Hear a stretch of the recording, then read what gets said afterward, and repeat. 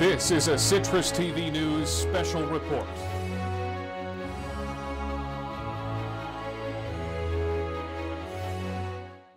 Citrus TV is learning that Chancellor Syveruds has announced he plans to sign the Not Again SU protesters' list of demands. Good evening. I'm Jack Watson. And I'm Sabrina Maggiore. The Not Again SU protesters dismissed Syveruds' response at the beginning of the forum at Hendricks Chapel after the Chancellor said he could not agree to every demand as written. Students began filing out in droves, and they went to his house along Comstock Avenue. But those who stayed at Hendricks continued the forum with Syveruds. Eventually, he pledged to go downstairs to meet with the leaders and announced his intent to sign. We're bringing you team coverage with all the latest updates tonight, and our Citrus TV reporter Carmela Boykin is in studio to tell us more about the Chancellor's initial response to the demands in the email he sent out yesterday. Those protesters that walked out have since gone back to the Barn Center. Our Citrus TV reporter Ricky Sayer is back live there for us right now with more. Ricky, what can you tell us right now? Again, SU protesters are back inside of the Barn Center.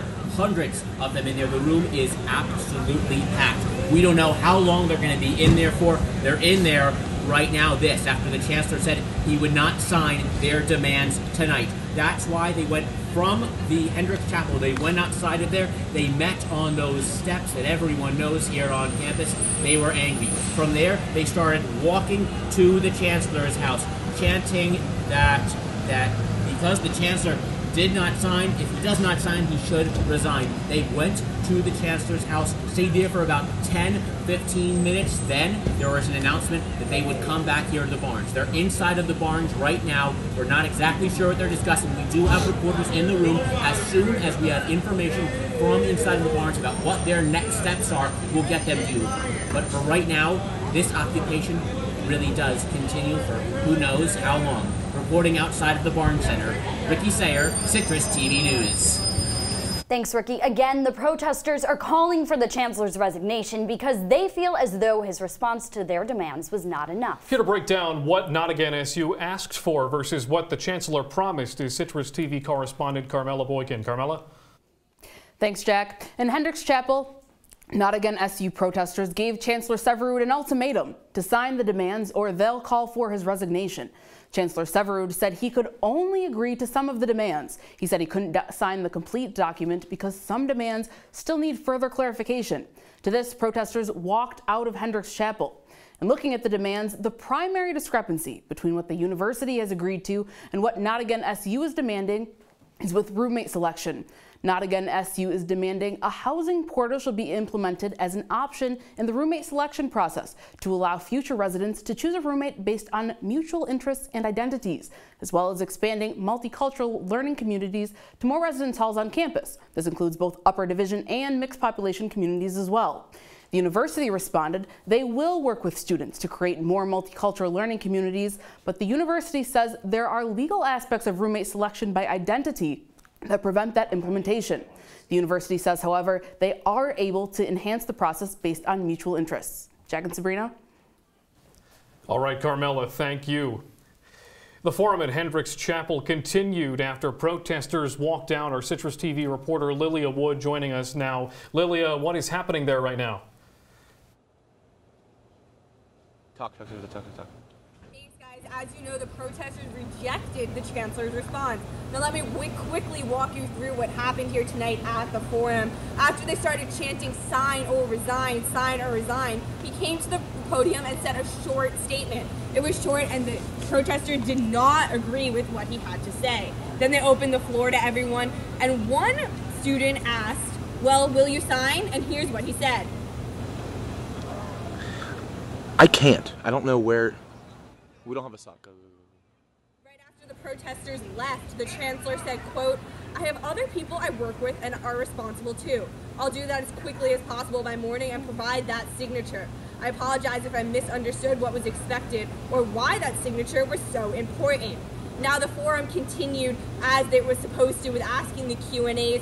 Then the Chancellor stood up and said he was going downstairs under Hendricks Chapel to discuss with the protesters what they wanted, and he anticipates on signing. Now that was around 15 minutes ago, and he is now up here talking at Hendricks Chapel. We will provide you more updates as they come. Reporting live from Hendricks Chapel, I'm Lilia Wood.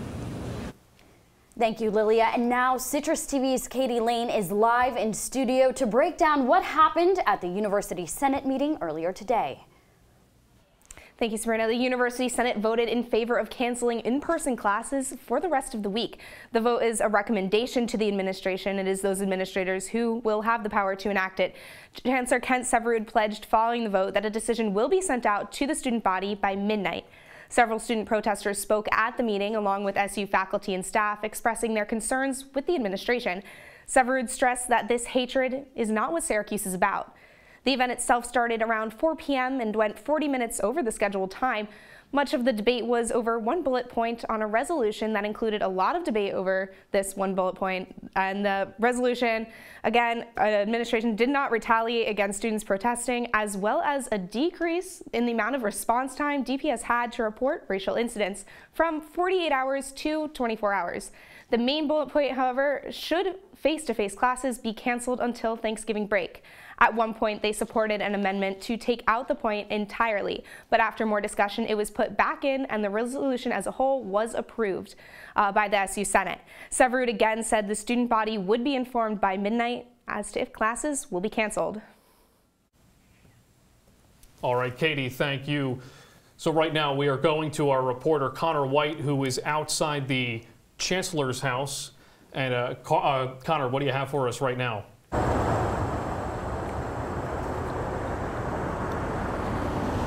Guys, just a little while ago, this scene behind me was covered in a ton of protesters. Now that DPS car that you can see behind me, I'm told by a DPS officer that they wouldn't typically have a DPS patrol car always stationed in the Chancellor's house, but they will from time to time check on the Chancellor's residence. Now, when protesters were still here, that was a different scene entirely. The protest was peaceful, but they were still chanting some of the same things that we heard from outside of Hendricks Chapel. They were saying, "Not again SU, sign it or shut it down," and other things, basically alluding to the fact that they are not at all happy with the fact that the Chancellor has not directly signed their demands and are asking that he resign at this time, which is why they came down to the Chancellor's house here. Now, they also had DPS patrol cars on the street, and what DPS has told me is that that was mainly to protect the protesters. They were there to direct traffic because a lot of the protesters were on the street. As you can see right here, it is an active street, and at the time they were looking to make sure that protesters stayed safe. Now, as you can also clearly see behind me, they have moved along and have gone back to the Barnes Center, and at this time, as far as we know, they are still going to be continuing that sit-in at the Barnes Center and are continuing to ask for the Chancellor, among other SU administrators' resignations. From outside Chancellor Syveruds' house, Connor White, Citrus TV News. Guys, back to you. All right, Connor, thank you very much. Obviously a lot going on campus tonight, and Citrus TV keeping tabs on all of it. But for now, that's it for our special report tonight. As always, Citrus TV will have that continuing coverage on the Not Again SU movement, so be sure to follow Citrus TV News on Twitter and on Instagram for all the latest updates. We will be live. And we'll be back live at 6 tomorrow. You can watch our show on channel 14.1, or if you're on campus, at citrustv.com/live. I'm Sabrina Maggiore. And I'm Jack Watson. Stay safe, Syracuse.